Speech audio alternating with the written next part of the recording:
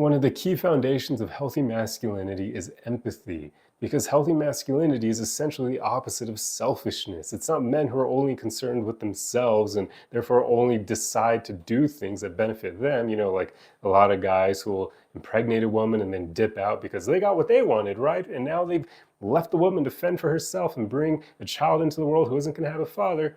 That's not healthy masculinity. That's cowardliness disguised as, I don't even know, honestly, because that's not masculine at all. And society tends to recognize that. But what society doesn't recognize is the fact that true masculinity has a lot to do with empathy. It has a lot to do with making other people feel safe so that they can thrive.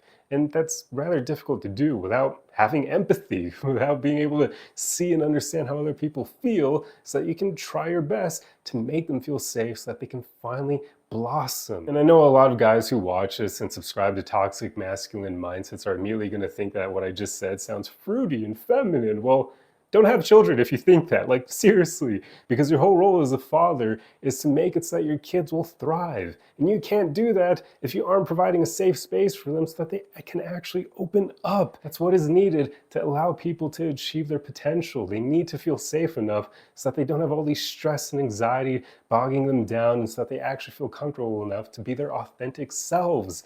That's how they blossom.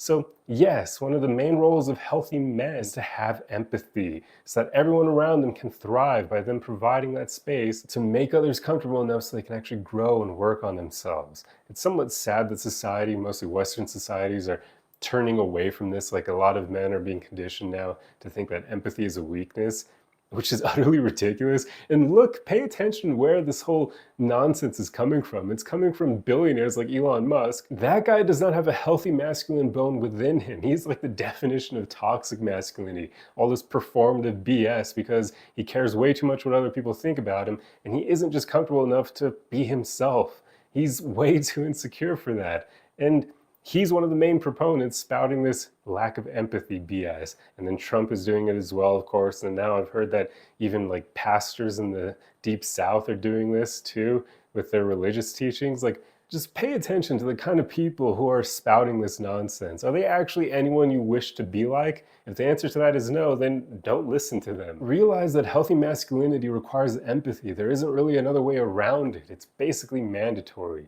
So if you want to be one of the men who are actually making the world a better place, ensure that you practice empathy, and do not listen to all these insecure guys who are trying to tell us that empathy is a weakness. It isn't. It's only truly a weakness if you have no backbone. So have empathy and have a backbone. Problem solved.